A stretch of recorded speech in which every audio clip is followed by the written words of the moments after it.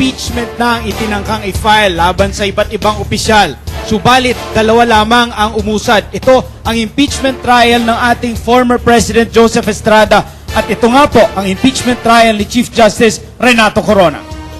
Kahit nasimula noon ang impeachment trial ni dating Pangulong Estrada, hindi naman ito natapos kung tutuusin. Kaya naman ating mga kababayan sa resulta ng impeachment ay nabitin.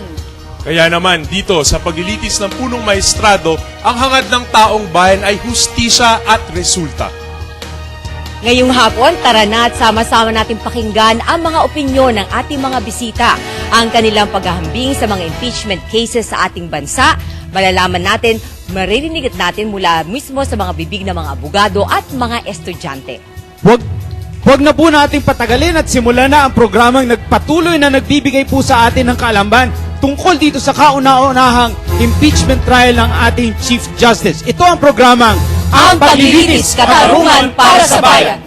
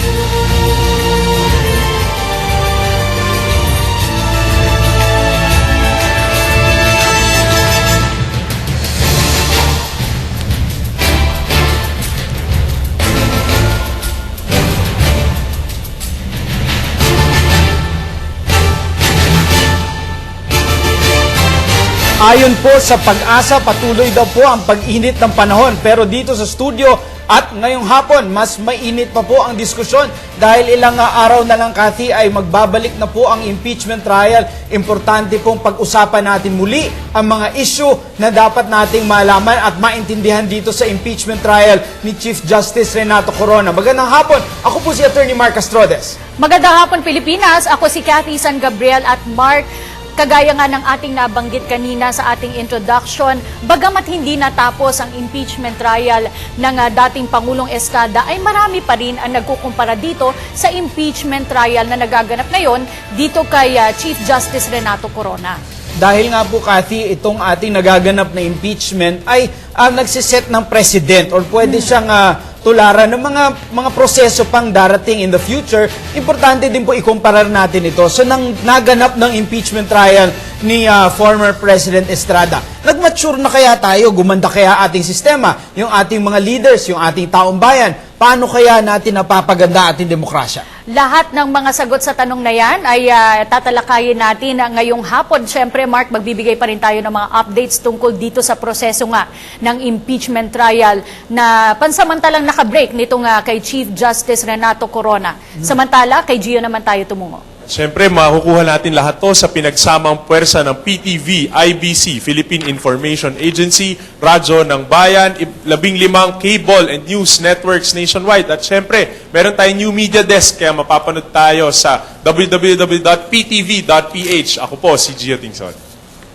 Mapalad tayo ngayong hapon at kasama natin sa studio ang ilang kabataan at mga estudyante mula dito sa Eastern Samar State University, Bicol University, Letran, Calamba, Holy Angel University, Ama College, Far Eastern University, Rogationist College, Cavite, Southern Luzon State University, at University of Northeastern Philippines. Kasama din natin ang ilang mga nagtatrabaho sa mga call centers. Ako po si Veronica Baluyot Jimenez. Salamat, Nikki, at salamat, Gio, at salamat sa ating mga panauhining estudyante at mga profesional na kasama natin sa studio ngayong araw na ito. Cathy, dahil ang ating ini-impeach or ang pinililitis ngayong hapong ito or sa panahong ito ay ang Chief Justice ng ating Supreme Court, hindi natin mahihiwalay na yung mismong judiciary or judikatura ang pwedeng pag-usapan o timbangin sa mga napapag-usapan ng issue kaugnay dito sa akusasyon laban kay Chief Justice. Tama ka dyan, Mark, kasi nga ang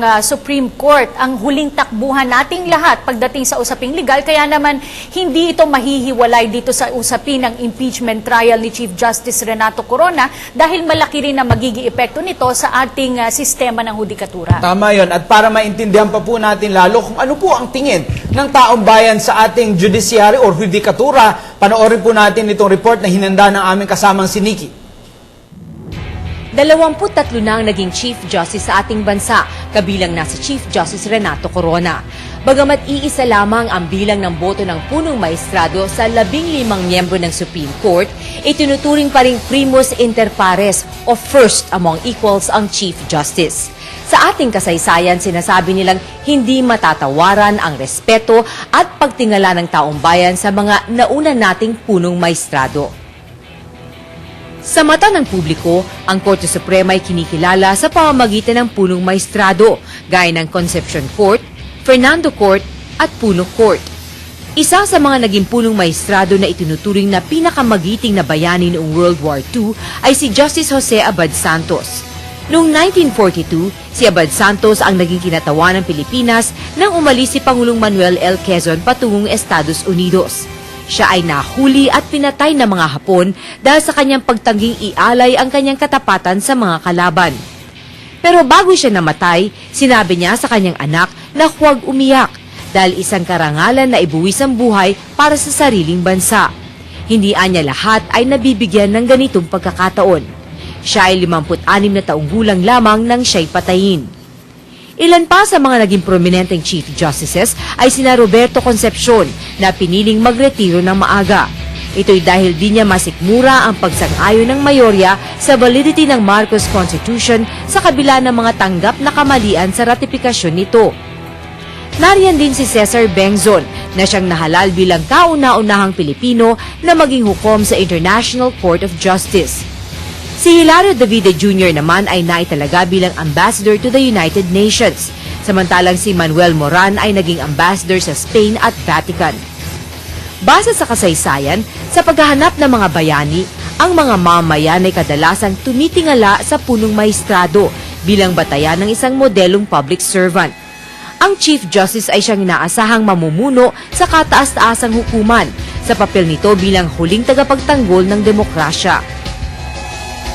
Sa panahon ng krisis at kaguluhan, kadalasan ay umaasa mga tao sa mga leader nila, kabilang ng Chief Justice para magbigay ng direksyon. Pero sa ngayon pagkakataon, sa paglilitis ni Chief Justice Renato Corona, 23 senador ng bansa ang nagsisilbing hukom. Sila ang huhusga kung ang nasa sakdal ay karapat-dapat manatili bilang punong maestrado. Para sa Ang Paglilitis Katarungan para sa Bayan, ako po si Veronica Baluyot Jimenez. Maraming salamat, Nikki. Napakahalaga talaga, Cathy, ng role ng Supreme Court. At siguro sana na-inspire din po kayo itong kwento ni Chief Justice Jose Abad Santos who na binuwis ang kanyang buhay para ipaglaban yung ating demokrasya, yung ating kalayaan.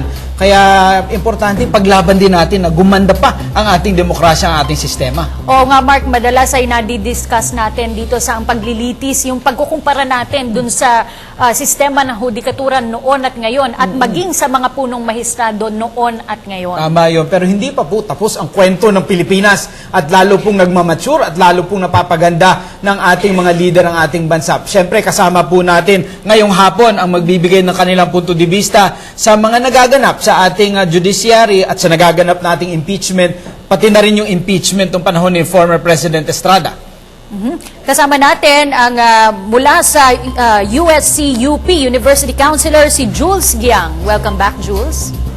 At isa pong, ayan si Jules, batang-batang leader ng kabataan sa University of the Philippines. Susunod po, isa pong litigation lawyer, matagal na pong veterano na po ito sa practice of law sa ating bansa, Attorney Felisberto Junoy Verano Jr. Magandang hapon, Attorney. Kasama rin natin, Attorney Joven Evangelista, litigation lawyer din. At pala po tayong kasama muli, former Senator Rene Sagisag. Senador. At syempre, isa pa ring abogado na nagpa-practice din ng litigation, Attorney Dante Desierto. At ang aking paborito pong entrepreneur, professor, ito po, youth leader, advocate, social entrepreneur, Carl sa Tinitigan. Magandang hapon, Carl. At syempre, Mark, gaya nga ng ating nabanggit, pagkukumpara dito sa dating naging impeachment trial ng dating Pangulong Estrada dito sa nagaganap na impeachment trial ni Chief Justice Renato Corona. Magandang malaman ito mula dito mismo sa naging bahagi ng impeachment trial dati, Senador Rene Sagisag. Ano po ang pagkukumpara nyo dito sa dating naging impeachment trial ng dating Pangulong Estrada sa nagaganap na impeachment trial ngayon, bukod po sa hindi natapos yung dati? Gusto kong linawin that I had absolutely no role in the impeachment trial of President Erap dahil I never helped overdogs. Nung panahong yon, siya nasa poder. Kaya tumanggi kong sumama. Naging katulong niya lang ako nang bumagsak na siya when he was out of power and became the underdog. Kaya yon, like you, nagmamasi din ako kung ano nangyari doon. Pero ang natatandaan ko noon, natalo sa botohan ng isang panig, hindi tinanggap ang resulta, nag-walk out.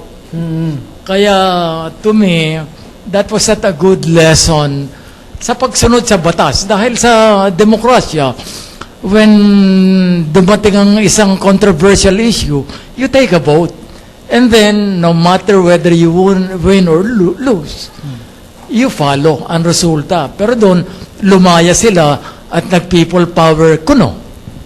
Ito nga, yung history na nga yun, kumbaga nasulat na daw yun sa ating kasaysayan, hindi na po natin mababago yun. Pero I'm interested to know kung anong diferensya, Attorney Dante, doon sa impeachment na yon na ang involved ay presidente ng ating bansa versus itong impeachment trial na ngayon na Chief Justice naman ng Judiciary. Well, aside from yung mga formalities na pagkakaiba, pero minor lang yun eh.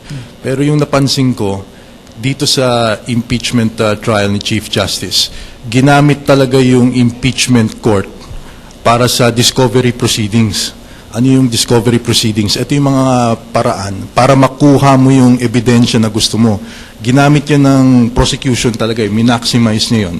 Para makakuha siya ng mga subpoena, para makuha niya yung mga testimonya, yung mga bank deposits, yung mga records ng bangko to prove yung allegations ng prosecution. Now, of course, yung subpoena ginamit din niya nung panahon ni impeachment ni former President Estrada. Pero I think dito talaga ginamit ng gusto yung discovery proceedings at naging malaking bahagi talaga yung impeachment court para maungkat yung ebidensya ng prosecution.